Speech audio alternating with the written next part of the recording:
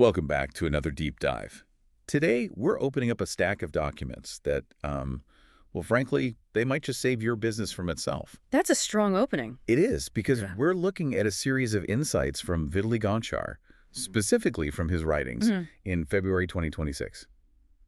And the theme here is, it's just so critical. It's about that transition point. That really awkward jump from being a craftsman to becoming a systemic business operator. Right. And we usually think of that as, just hiring people or getting an office. Right. But these sources say it's a complete rewiring of how you see value and risk. It's a massive leap. And the irony is, the instincts that make you a great craftsman, being flexible, being helpful, diving into the details, All the good stuff. those are the exact things that can sabotage you when you try to build a system that has to run without you. That is the tension we're getting into today. And the stakes, the sources lay it out pretty bluntly. They basically ask you, the listener, a brutal question.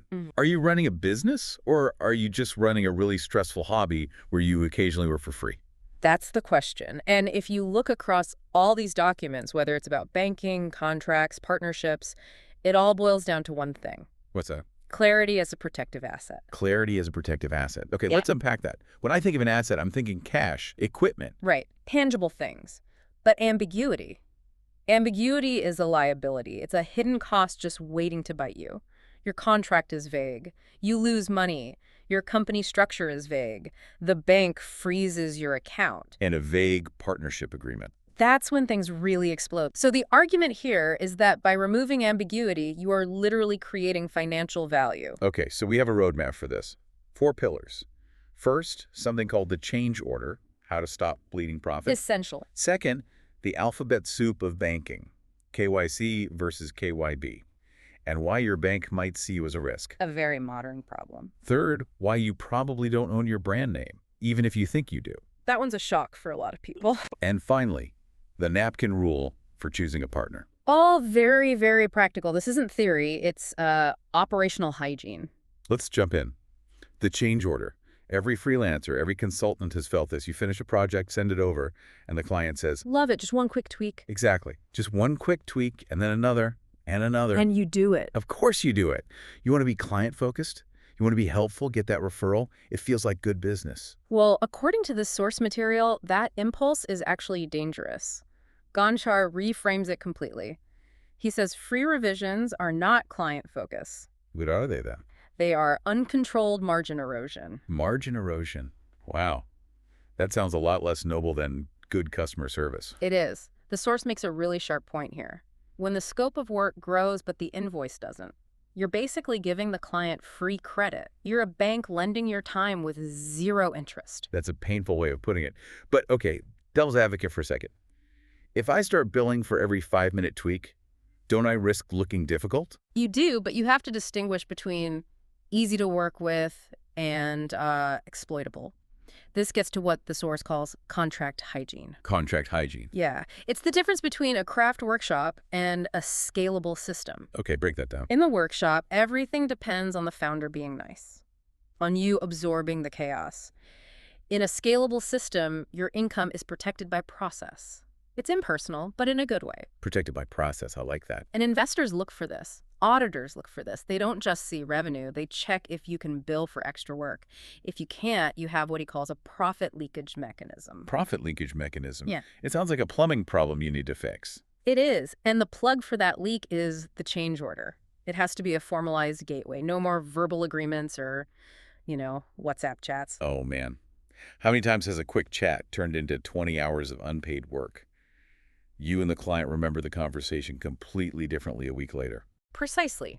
The tool here is a change order standard plus an addendum register.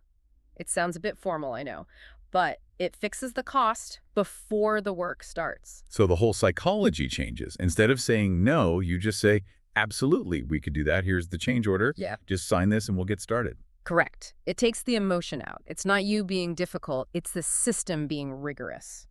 And here's the killer quote from the text.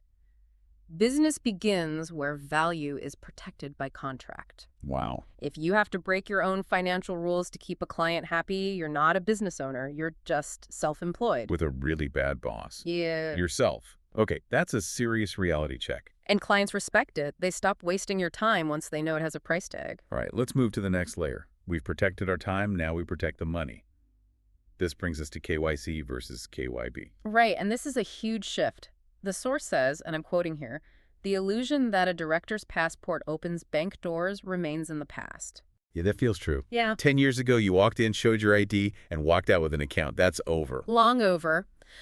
We're now in the era of trust architecture. Banks are under so much pressure from regulators, so they have to separate KYC Know Your Customer from KYB Know Your Business. What's the practical difference for me sitting there trying to open an account? Well, KYC is the easy part. Is your passport real? Are you on a watch list? That's just data checking. KYB is harder. It's about checking the entire business structure. The source calls it scanning the logic of control. The logic of control. That sounds intense. It is. They need to know who is actually pulling the strings. They're looking for the UBO, the ultimate beneficial owner. They trace the ownership all the way down until they find the actual human who gets the profits. So you can't just hide behind a couple of shell companies anymore. You can try, but that's where the cost of ambiguity comes in. If your structure is a mess or it looks like you're hiding something, they'll just say no. Or worse, your assets get frozen. That's the nightmare scenario. Your business is running, payroll is due, and suddenly the account is locked for a periodic review. Exactly. And that happens because the logic of control wasn't clear. But there's an upside here. The source argues a transparent structure is like a pass to the low-risk zone. Transparency equals speed. So what's the tool here? For clients, it was the change order. What's the tool for the bank? The authority matrix. Sounds very sci-fi. It's actually simple. It's a document that clearly links signing rights to who actually owns the business. It proves the person signing the checks is the one who benefits. No shadow directors. Zero ambiguity. The bank sees the document and they get it instantly. None. As the source says, where control is undefined, exposure is unlimited. You have to make your capital bankable. Make your capital bankable. That's a great takeaway. It's not a given anymore. Not at all. You have to earn it. Okay, pillar 3. Contracts, check. Bank account, check. Now, the brand itself. This one surprised me because I think most people assume that when you register Acme Consulting LLC, you own the name Acme Consulting. And that is the asset illusion, a very, very expensive mistake. The source is so blunt about this. It says registering a company name is just permission to pay taxes. It's a great line, isn't it? The government isn't giving you a monopoly on that name. They're just giving you an ID number so they know who to tax. That's an administrative label, not intellectual property. So just because my company is Super Cool Consulting Ltd. Doesn't mean you own the brand Super Cool Consulting. Not even a little. The source uses this great analogy, building a business on just a registered name. Yeah. It's like building a house on leased land. You don't own the ground underneath you. And the landlord can kick you out at any time. Exactly. A cease and desist letter shows up. That's not bad luck. The source calls it a design error from day one. A preventable mistake. Totally. And this is where value comes in. A business license. That's an expense. A registered trademark is an asset. It goes on the balance sheet. It can be sold. So what do? The source gives 3 lenses to look at this through. Right. First, the sell lens. Pretend you're selling your business today. Is the buyer getting a brand they can legally defend? You need to search the trademark database, not the corporate registry. So vet your own company like an outsider would. Exactly. Then, the buy lens. If you're buying a company, what are you actually buying? A protected asset or just a sign on the door? And last, the price lens. You have to budget for IP protection from the start. It's not an extra, it's the foundation. I love the closing thought on this.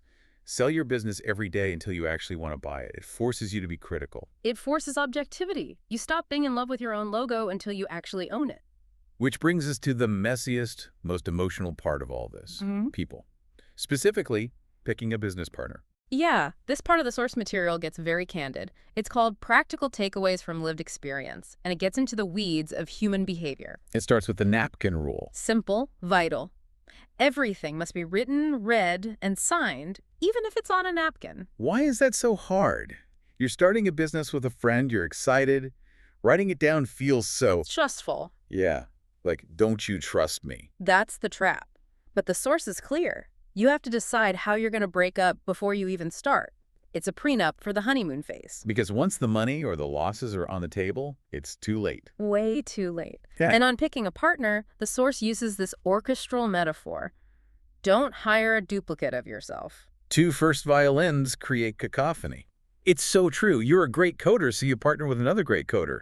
But who's selling? You need an orchestra, complementary skills. If you both do the same thing, one of you is redundant, and that creates conflict. And then there's the deadlock problem, the 50-50 split. Someone has to have the last word. This is critical. It's not about ego, it's about who takes responsibility for failure. If you can't agree, one person has to make the call and own the consequences. Now, this is where it gets really counterintuitive for me. The idea that shares are debts. This flips the whole startup script. We think of equity as this golden ticket, a piece of future profits. But in the beginning, it's just how you split the liabilities. Can you explain that? How are shares debts? Think about it. When you start, there's no money. You're working for free, putting in your own cash. The company is consuming your time and energy. The source says you must accrue salaries. Let that debt build up on the books. So the company owes the founders. Exactly. The company owes you. You shouldn't just owe each other favors. If you track that debt, then when one partner works 80 hours a week and the other works 20, it's accounted for. The first money the company makes pays back that debt. That completely neutralizes the who worked harder argument. It makes it math, not emotion. Okay, we have to talk about the ethical filter. This was 10-10. It is. This is the family rule. Gunshar says he won't take partners who easily betray their own family obligations to children or spouses. And he's very clear. This isn't him being a moral preacher. Not at all. He frames it as pure risk assessment for a long-term contract. The logic is, if a person can betray a choice that gave them their own children, they will eventually betray you. You are just a business partner. You're way lower on the totem pole. That is a heavy, heavy observation. They will easily make a decision in any favor except yours.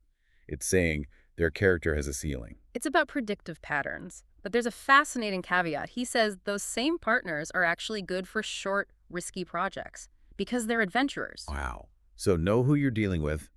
Don't hire a pirate to run a bank. And don't hire a banker to raid a ship. It's about aligning character with the project's timeline. The source also gets into communication protocols, how to avoid double understanding. This is so practical. The formula is correspondence, then conversation, then written fixation. So you don't just talk and walk away assuming you agreed on the same thing. Never. You have to fix the outcome in writing. A follow-up email. Here's what we decided. If they don't object, it's locked in. And the room rule.